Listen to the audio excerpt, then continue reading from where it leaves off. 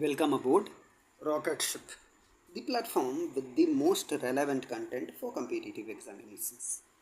As part of our answer writing series for general studies papers of Civil Services main examination, we take up a question that might appear in GS paper 1. So, here goes the question. An unwholesome result of the religious reform movements of the late 19th and early 20th centuries was the birth of communalism. Explain with examples. So, the question requires you to make a connection, to establish a connection between the religious reform movements of the late 19th and early 20th centuries and the rise of communalism that was to be seen in India. So, as this is a question in history, it would be good to give a brief historical background of the religious reform movements. The religious reform movements started coming on scene in the post 1857 revolt period. What we are actually saying that while they might have started earlier in the form of as you are probably aware, the Brahmo Sabha and the Tattvabodhini Sabha and so on. But in the 1857 period, they started solidifying, they started coming on the scene.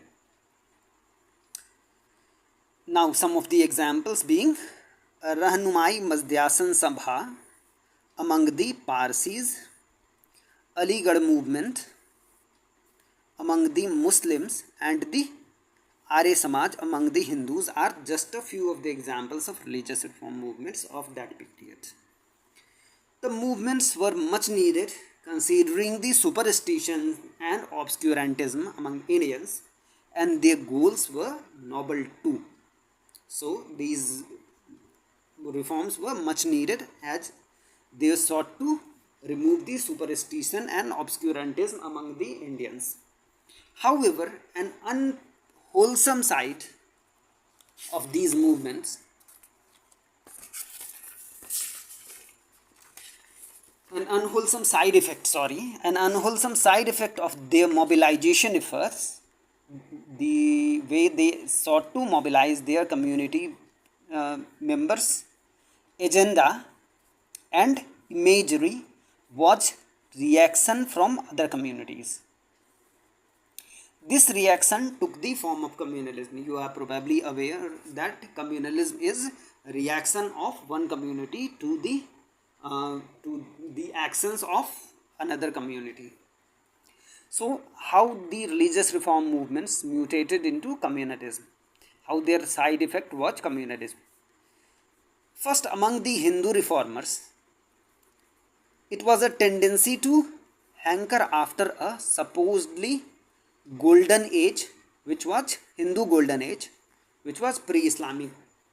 Actually, the Hindu reformers hankered after a pre-Islamic Hindu golden age, and the Muslims sought to restore the Muslim rule over India, which they argued had been lost with the fall of the Mughal Empire. They espoused narrow sectarian interests. The example being Sir Syed Ahmad Khan, the founder of the Aligarh movement, the preceptor of the Aligarh movement, and the Hindu Mahasabha.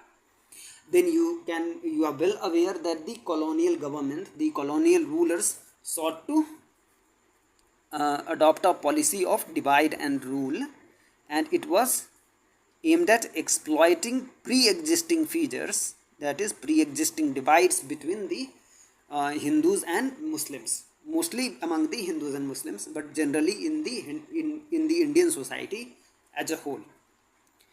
Now, probably seeking, you take up these points in detail, probably seeking to inspire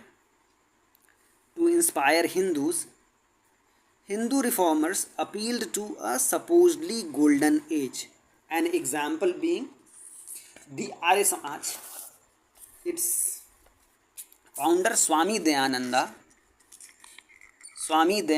exhorted return to the Vedas construing the Vedic age as less ritualistic and iconic, that is, there was no image worship then. He thought so, he said so. And pre Varna, there was no Varna system, and so it was an equitable society. This revivalism and this revivalism not only failed to take Muslims together, but also Muslim period was painted as barbaric dark chapter for Hindus in which there were atrocities committed against Hindus. It was in the same style as James Mill. We are not explaining it here, but James Mill was one of the first historians to periodize the Indian history in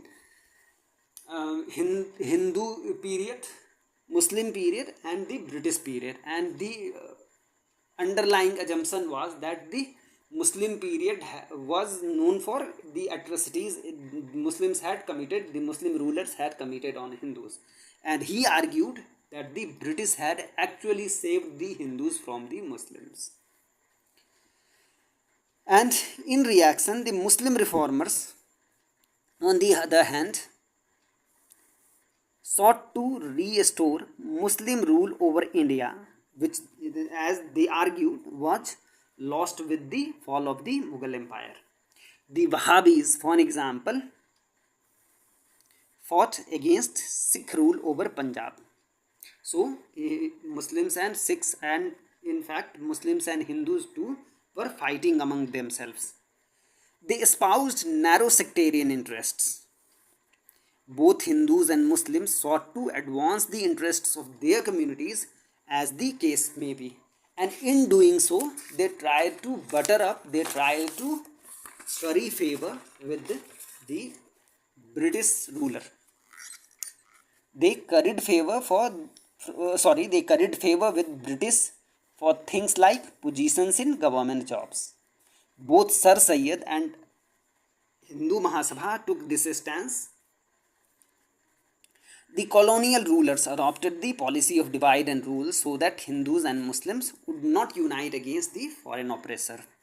As you can well understand that after 1857, in which Muslims had led, they painted Muslims as oppressors of Hindus. And they reversed this stance in the early 20th century. They were alarmed at the rise of politically aware Hindu intelligentsia and sought to appease Muslims with measures like Bengal's partition of 1905 and the communal representation of the 1909. You are aware probably that Bengal's partition was portrayed as the as the British giving Muslims another chance to rule over Bengal. This was the argument made by Lord Curzon himself. And the communal representation was reservation for seats in the legislative assemblies, for example, the legislative bodies for Muslims, and it was provided by the 1909 Morley-Minto reforms. So they sought to appease Muslims. The conclusion is the side effect of Hindu revivalism, Muslim restorationism, myopic pursuit of sectarian interests in a setting of colonial divide and rule policy was growth of communalism.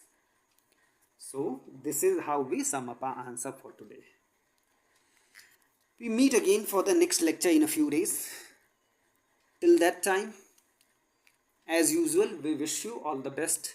Thank you.